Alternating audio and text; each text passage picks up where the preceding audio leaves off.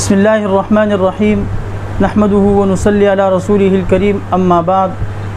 قرآن مجید کے معجزات کے حوالے سے سلسلہ چل رہا تھا، قرآن مجید کے لفظی معجزات کے حوالے سے، اسی طرح عددی معجزات کے حوالے سے۔ تو آج بھی انشاءاللہ العزیز ہم قرآن مجید کے عددی معجزے کے حوالے سے گفتگو کریں گے۔ ایک بات یہاں پر ذہن نشین کر لینی چاہیے، قرآن مجید کے جو معجزات ہیں وہ ایک دوسرے سے جدا نہیں ہے، یعنی اگر قرآن مجید کے جو عددی معجزات ہیں وہ بھی معنوی معجزات کے تابع ہیں، اس لیے کہ عددی معجزات اور معنوی معجزات اور لفظی معجزات یہ سارے کلمات اور حروف سے ہی بنتے ہیں، لہٰذا یہ تمام ہی معجزات شمار کیے جاتے ہیں۔ آج جو ہم قرآن مجید کا معجزہ بیان کریں گے وہ اللہ پاک نے سورہ کہف میں اس کا بیان کیا ہے۔ سورہ کہف میں پہلے یہ پڑھ لیتے ہیں کہ سورہ کہف چند نوجوانوں کا ایک قصہ اللہ پاک نے بیان کیا ہے اس صورت میں، کہ یہ چند نوجوان تھے جو اللہ تعالیٰ پر اور توحید پر ایمان لے آئے۔ اس وقت جو بادشاہ تھا وہ مشرک تھا، تو اس کے ڈر کی وجہ سے یہ نوجوان پہاڑ میں گئے اور وہاں پر غار میں انہوں نے پناہ لی اور اللہ تعالیٰ سے دعا کی کہ ان کے لیے ان کا معاملہ آسان فرما دیں۔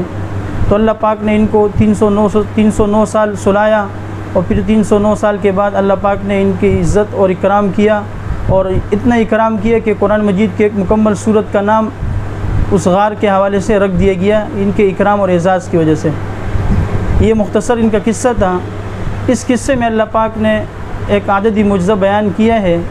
وہ اس طرح کہ یہ قصہ شروع ہوتا ہے سورہ کہف کی آیت نمبر 9 سے لے کر آیت نمبر 26 تک۔ ام حسبت ان اصحاب الکہف سے شروع ہوتا ہے، اور قل اللہ اعلم بما لبثوا۔ تو اب یہاں پر سوال یہ ہے کہ یہ جو قصہ بیان ہوا ہے آیت نمبر 9 سے لے کر آیت نمبر 26 تک، اور یہ بھی ہمیں معلوم ہو گیا قرآن مجید کی وجہ سے کہ یہ اصحاب کہف کے جو نوجوان لڑکے تھے یہ 309 سال تک اس غار میں سوئے رہے، اللہ پاک نے ان کو سلایا تھا۔ یہ بھی خود ایک معجزہ ہے کہ 309 سال کے بعد اللہ پاک نے ان کو دوبارہ زندہ کیا۔ اب یہاں پر سوال یہ ہے کہ جو اللہ پاک نے ان کا قصہ بیان کیا ہے، کیا اس قصے کے جو کلمات ہیں ان کا اور جتنے عرصہ یہ لوگ رہے اس قصے کے کلمات کا اور ان کے سونے کا 309 سال سونے کا آپس میں کوئی تعلق ہے یا نہیں؟ تو اگر ہم غور و فکر کریں اس پورے قصے میں جو اللہ پاک نے قصہ بیان کیا ہے جتنے کلمات میں، اور ان کلمات کو ہم گننا شمار کریں اور استدلال ہم اس طرح کریں کہ اس قصے میں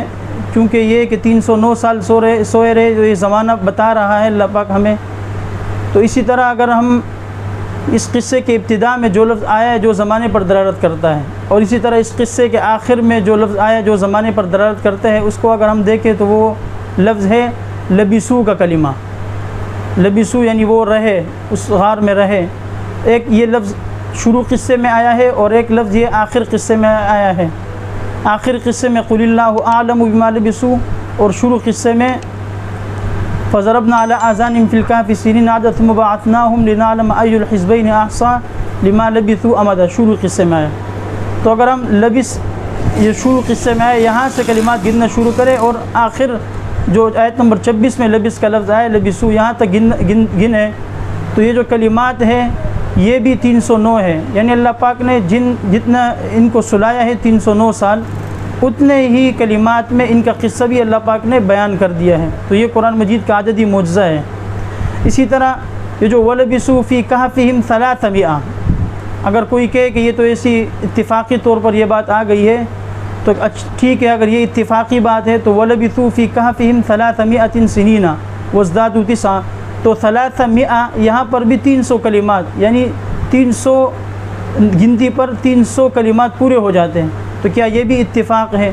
تو یہ اللہ پاک نے قرآن مجید کا معجزہ بیان کیا ہے۔ اس سے ہمیں یہ فائدہ ملتا ہے، پہلی بات کہ یہ قرآن مجید اللہ پاک کی طرف سے ہے، اس لیے کہ کسی انسان کے لیے یہ ممکن نہیں ہے کہ وہ اتنے ترتیب کے ساتھ اور اتنے مضبوط اور محکم طریقے سے ایک کتاب لکھے اور اس کے پھر کلمات کے بھی یوں وہ اندازہ لگائے اور عدد کا بھی یوں خیال رکھے، اور خاص طور پر نبی علیہ الصلوۃ والسلام کے لیے یہ ممکن نہیں تھا، اس لیے کہ وہ ایسے زمانے میں رہے کہ اس دور میں علم اعداد کا اور ریاضیات کا اتنا رواج نہیں تھا، اور دوسرا ہمیں اس سے یہ فائدہ ملتا ہے کہ قرآن مجید کے ایسے معجزات سن کر